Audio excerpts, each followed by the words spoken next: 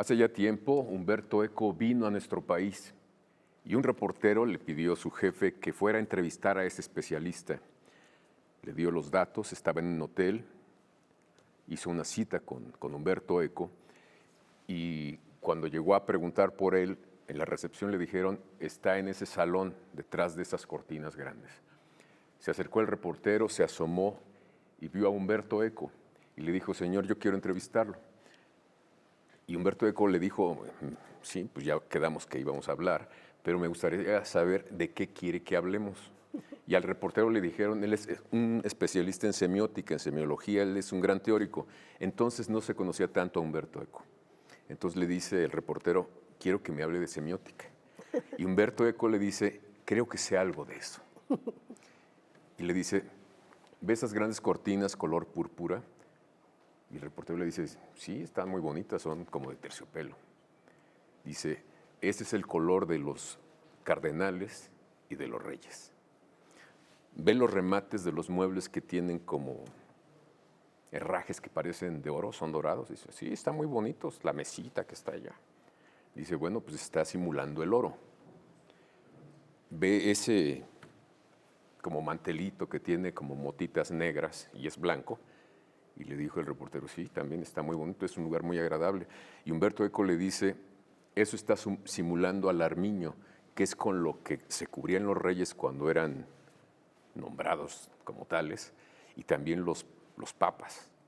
Todo este ambiente que estamos viendo aquí quiere decir, este hotel, que para este lugar nosotros somos muy importantes, como si fuéramos cardenales, como si fuéramos papas, como si fuéramos reyes. El reportero se sorprendió mucho. Eco dio por terminada su entrevista sobre semiótica o semiología, porque fue una clase que era mucho más detallada de lo que digo, de lo que es precisamente esa materia. Las cosas nos dicen cosas que a veces no percibimos. Ustedes, maestra, me da mucho gusto que esté con nosotros María Teresa Olalde Ramos, porque han publicado un libro que se llama Miradas Semióticas. Es una publicación de la UAM. Y me gustaría saber de qué va el interés en la semiótica pues, en una sociedad como la mexicana. Wow, sí. Bueno, como antecedente, yo creo que es importante marcar que si bien la semiótica nace desde la parte lingüística, justamente en Guamas, Capozalco, es donde se da el primer paso a entender la semiótica de la imagen. Porque dentro de la carrera de diseño de la comunicación gráfica, justamente se da ese inicio de decir, ok, o sea, sí significa el discurso, el texto, la narrativa, todo esto que fue desde donde empezó a estudiarse la semiótica, la significación de lo que se decía, pero también las imágenes dicen. Y sobre todo ahora. Pues sí, ahora que todo se ha convertido ahora sí casi en comunicación visual.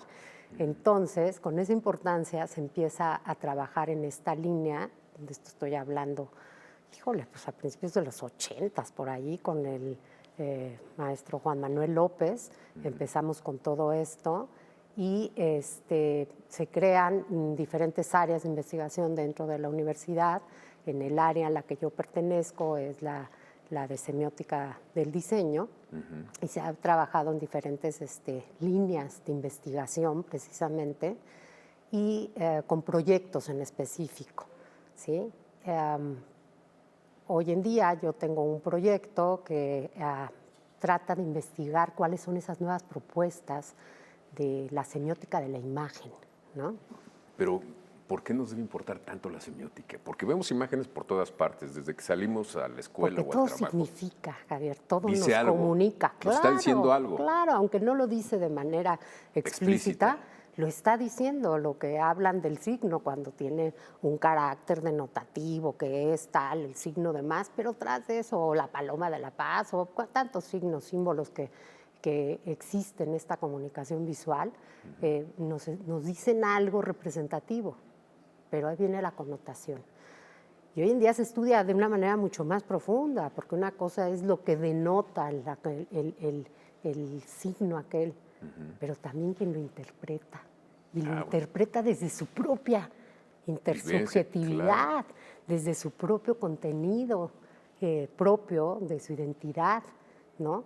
Y cómo todas esas imágenes, por ejemplo, yo tengo dentro de todo este trabajo que hago de investigación de la imagen, mi camino ha sido en los gráficos urbanos. Sí, eso le quería comentar, Sí. que es muy interesante porque yo digo, a veces uno tiene la idea de que la semiótica se aplica, por ejemplo, a zonas como la publicidad, que sí tienen muchas cosas muy producidas, que nos quieren hacer ver algo, hacer sentir algo, pero a poco también en los los grafiteros, en las formas en que se acomodan los muebles urbanos. Exacto, o sea, como parte, o sea, yo empiezo mi investigación específicamente con los gráficos urbanos, que pueden ser señales, anuncios publicitarios, rótulos, grafiteros, o sea, todo lo que esto. vemos cuando caminamos en Pero nos hemos abierto mucho más con esta nueva tendencia que tenemos ahora de entenderlos como el estudio de esos entornos desde la complejidad, a entenderlo desde la transdisciplinariedad. O sea, hay cuestiones de espacio, de arquitectónicas, hay elementos urbanos de mobiliario urbano, de transportes, las mismas personas, elementos naturales, animales, o sea, tantas cosas que están dentro de nuestro contexto de un propio espacio de la ciudad, por decirlo así. ¿Interactuamos con todo eso? Con todo, pero aparte de todo eso, hay una cuestión bien interesante. Todo lo que estamos recibiendo nosotros, que nos está formando realmente, también lo estamos transcribiendo. Y nosotros también escribimos la ciudad. ¿Cómo es eso, Verdiano? O sea, yo recibo mucha información a través de los anuncios publicitarios, rótulos, de todo eso, y me está creando mi propia cultura visual. Que el día que a mí me toca escribir algo dentro de la ciudad, traemos esa memoria, esos datos visuales, ¿sí? Ya no son, ahora sí que ya se nos alejó del texto, de la lingüística, no, es aquel banco de datos.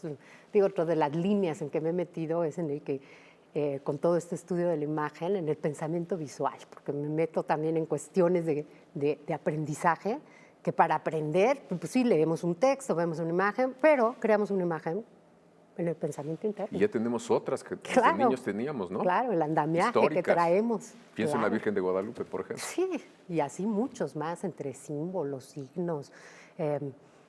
Como, por ejemplo, a mí me encanta nombrar de todos estos estudios que hago de la gráfica urbana, siempre saco a relucir a los rotulistas, me encanta, todavía es un arte muy, muy autóctono, dijéramoslo así, y me fascina que cuando voy de viaje por diferentes ciudades o pueblos o lo que sea, ir viendo sus rótulos, porque hay muchos ya, o sea, publicitarios hechos por franquicias y lo que sea, pero cómo tienen sus propias interpretaciones, ¿no? La cultura adquirida a Porky en las carnitas, y luego tratan de poner un Porky que ya ni se parece a Porky. Claro, pero lo hicieron suyo, lo resemantizaron. Ajá, el Pato Donald y sacan, o sea, siempre es a Mickey, o sea, de alguna manera tienen que sacar para poner las cosas. Y otra cosa que ha sido interesantísima en ese sentido ha sido cómo ha evolucionado la tecnología para la producción de todos estos rótulos. Ahora sí que esto. Sí, pero Tenemos aparte que ir a un corte, maestra, y regresamos con usted. Está muy interesante lo que nos está compartiendo.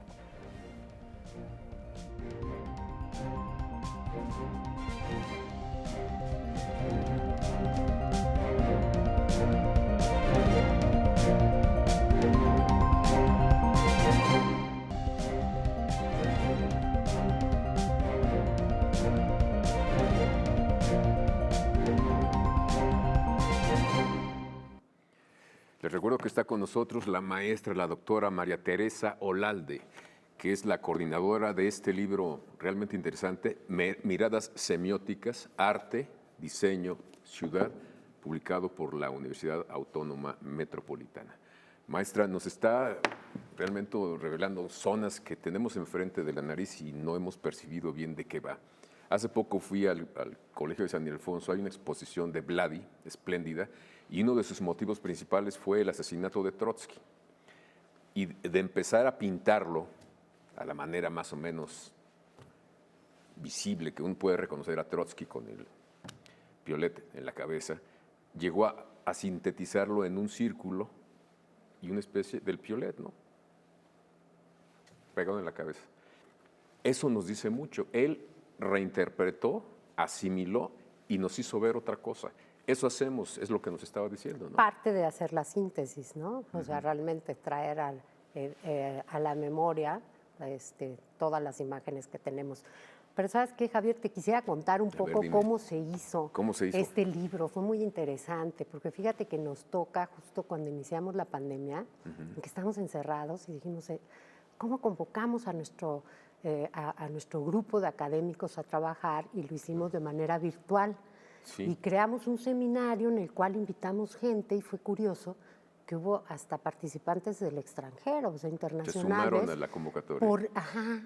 Precisamente por la facilidad del medio, claro. Porque era más fácil conectarnos que la presencialidad cuando no nos podemos juntar. Entonces hubo gente de diferentes instituciones, de diferentes sitios de la República y, como te digo, hasta del extranjero. Entonces, abrimos como varios ejes en los que hacíamos la diversidad. O sea, ¿qué es el índice del libro? Sí. ¿Cuáles son? A ver, díganos algunos ejes. No son precisamente los ejes de convocatoria estrictos los que ponemos como secciones, pero recibimos una cantidad impresionante de propuestas y entonces para esa reunión, ese seminario, ¿no? Tantos que tuvimos que dar 15 minutos de presentación a cada quien. O sea, no había tiempo, eran espacios súper chiquitos en que nada más daban un esbozo de lo que estaban trabajando, pero como trabajamos con el cuerpo académico de artes escénicas de la Universidad Michoacana de San Nicolás Hidalgo, entonces se nos abrió otra perspectiva y dijimos, no nada más es nuestra disciplina y la comunicación gráfica y el diseño, el arte y todo esto. Claro, o sea, hay mucho más allá, ¿no? Entonces se nos abrió otra perspectiva en donde, invitando a toda esta gente que se dedicaba a todas las artes escénicas, nos dieron otra mirada. Otra mirada, claro. Otra mirada. Tenemos dentro de nuestro grupo, lógico, hay mucha gente que se ha dedicado a las cuestiones de tecnología. Otra mirada. También es otra, claro. Estamos en es como educación. Un poliedro, entonces estamos viendo varias facetas. Empezamos a ver, pero bueno, pues fue muy interesante ese seminario, pero nos quedamos como muy cortos. Y entonces invitamos nuevamente y dijimos, vamos a hacer como un tipo curso taller colaborativo entre los académicos en que intercambiemos ideas y podamos escribir algo más allá de estas probaditas que hicimos. Claro. Curiosamente no fueron todos, ni fueron los mismos. Hubo otra suma, hubo otra mezcla. Es interesante. Y por ejemplo, reunieron, veo en el arte su expresión, es un capítulo, ¿no? En la imagen, su sentido. El sentido que se le da. En la escena, que era lo que nos estaba diciendo. Toda la teatralidad. Su representación. Sí. En la ciudad, su significación. Que era parte de lo que te contaba al inicio. Y luego lo de la tecnología y la interacción, que es el mundo de los jóvenes ahora. Sí, y pues bueno, realmente fueron profesores académicos jóvenes, otros no tanto, pero que están metidos en la tecnología. Ahorita que hacías así con el teléfono, me acordaba de un artículo muy interesante que habla de la déjame te digo el título. Bien, dice, smartphone y sus tecnologías disruptivas, herramientas perfectas para la creación de signos semióticos posverídicos. Yo cuando leí el título dije, ay, en la torre, ¿de qué va a hablar este cuate? Exacto. O sea, ¿de qué se va a tratar? Tan interesante que dice, pues sí, o sea, no son verdades, estamos tomando realidades, pero no son verdades. Entonces habla de todo eso, cómo la tecnología nos ha llevado a verdades que no existen. Postverídicas, ¿no? Y luego se completa con otro artículo muy interesante, que él sí es un profesor también de mi área de semiótica, en que él habla del último artículo que dice de la subjetividad dual del efecto Eros, cuerpos virtuales sensibles. Y ahí habla de los metaversos. Y dices, ay, otra cosa que dices. Erotismo en el metaverso. ¿De qué se trata, no? O sea, soy yo, pero representado en otra virtualidad que no existe. O sea, estamos con viendo... un yo que no soy yo. Sí, pero actúo como yo. Claro. Y voy y vengo y me meto y actúo en escenarios diferentes. Pero es una posverdad, a fin de cuentas. ¿Qué posibilidades esta mirada interdisciplinaria le ha visto usted para entender o acomodarnos mejor en el mundo? Yo creo que nos ayuda a comunicarnos, a no cerrarnos, fíjate, en ciertos canales en que estábamos acostumbrados, ¿Es dijéramoslo democratizar así. la mirada o Por eso lo pusimos el título como miradas, son diferentes miradas, cada quien desde su perspectiva, su disciplina, su quehacer, su investigación, te da su mirada de cómo la semiótica está actuando allí y la tenemos que tomar en cuenta, porque a fin de cuentas, al comunicar algo, trae una carga semiótica, que si la trabajamos bien, podemos dirigir bien nuestros mensajes, nuestra información. entonces tiene ¿no? mucha utilidad? Claro, por ejemplo, había uno de estos de las artes escénicas en que analizando una obra incluso nos hablaba de los escenarios y el vestuario de los personajes, por qué tenían amarillo, por qué tenían que tener ciertos contrastes que significaba tal, a fin de cuentas, con el argumento de la obra. Claro. O sea, dices, ay, nunca me lo había imaginado. O sea, sí, ellos están creando esos mensajes subjetivos que te están retroalimentando todo ese contexto, creando emociones, sensaciones, Ambientes. ambientes. Pienso, por ejemplo, cuando me está diciendo todo eso, en esta película de Guillermo del Toro, la que tiene que ver con las formas del agua, en Ajá. donde todo tiene que ver con el mundo acuático, las Exacto. escamas, las Exacto. figuras, homenajes a Fukusama, a los peces orientales también, a la presencia del agua constante en los huevos que está hirviendo la protagonista, en una jarra de agua que también aparece por Simbolismos, todas a partes, fin de va cuentas. haciendo todo un ambiente acuático. Claro. Obviamente cuando vemos al monstruo que sale del agua, pues está en su ambiente y nosotros estamos en él. Tenemos que ir a un corte y regresamos.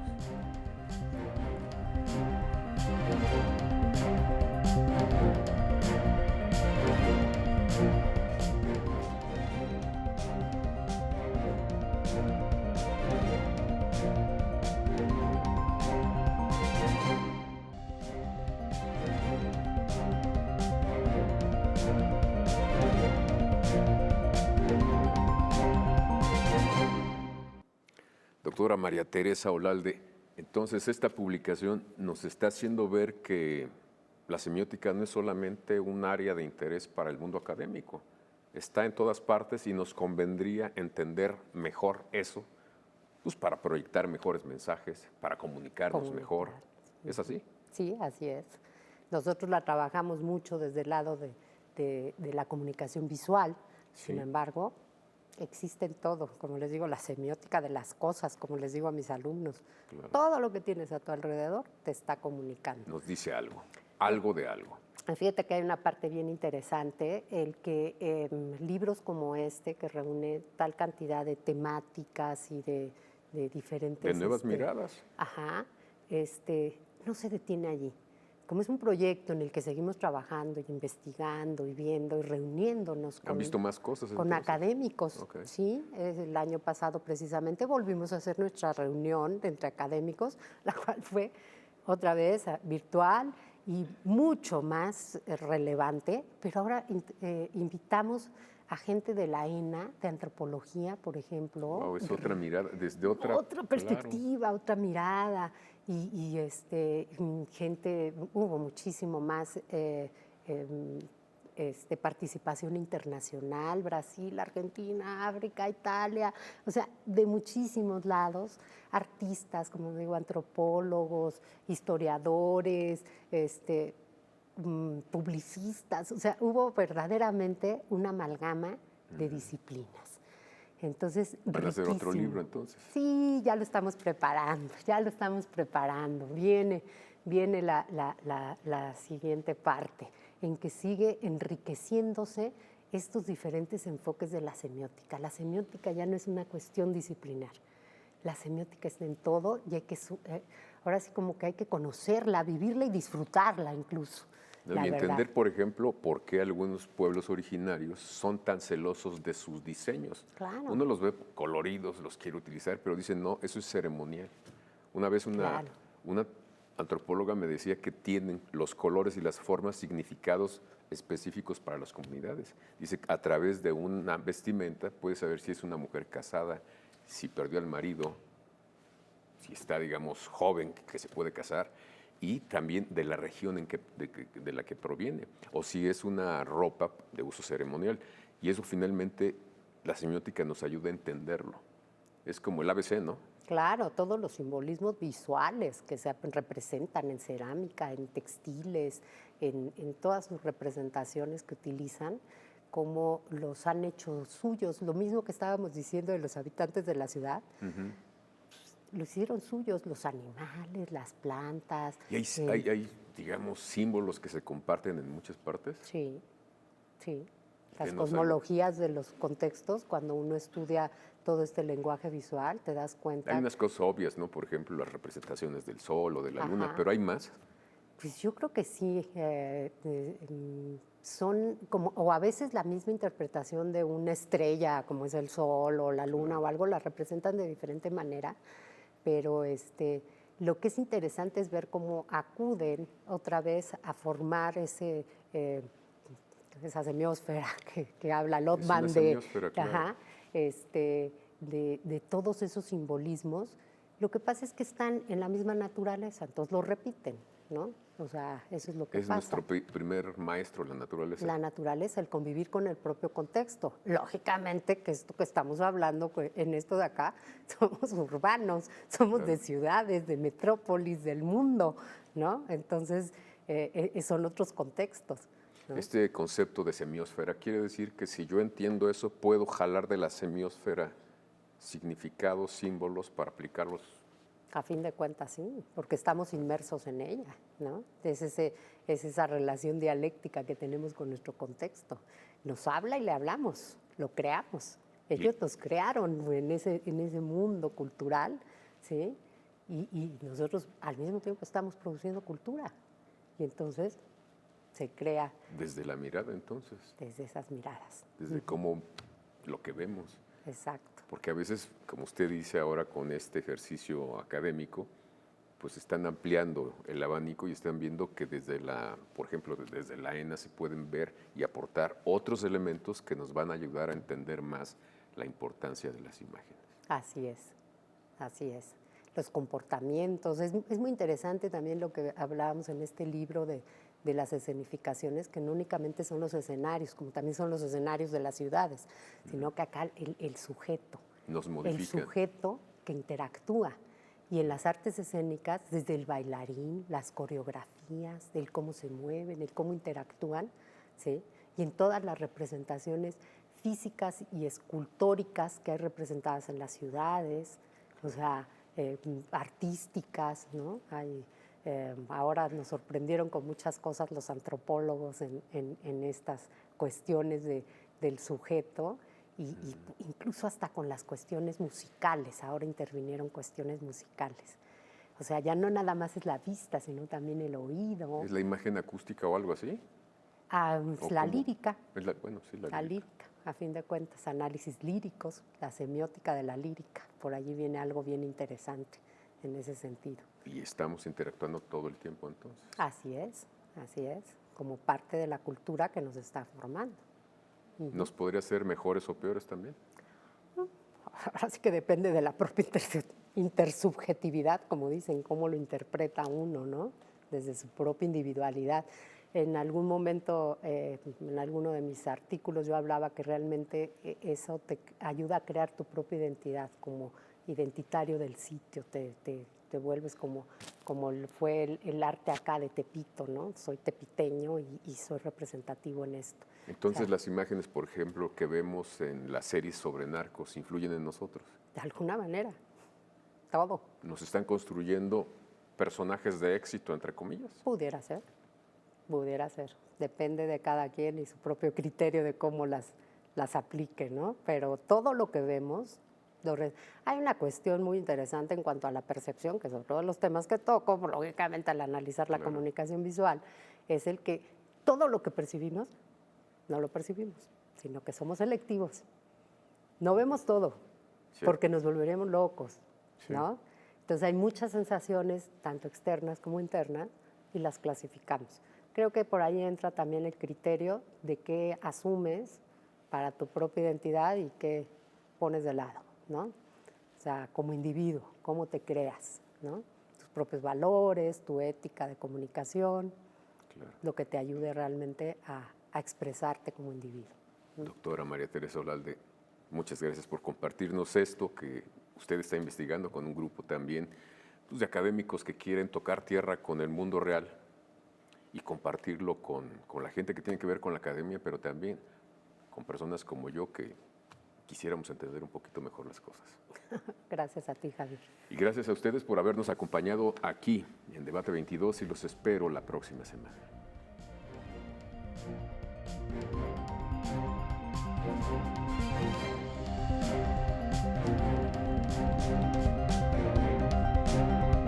Thank you.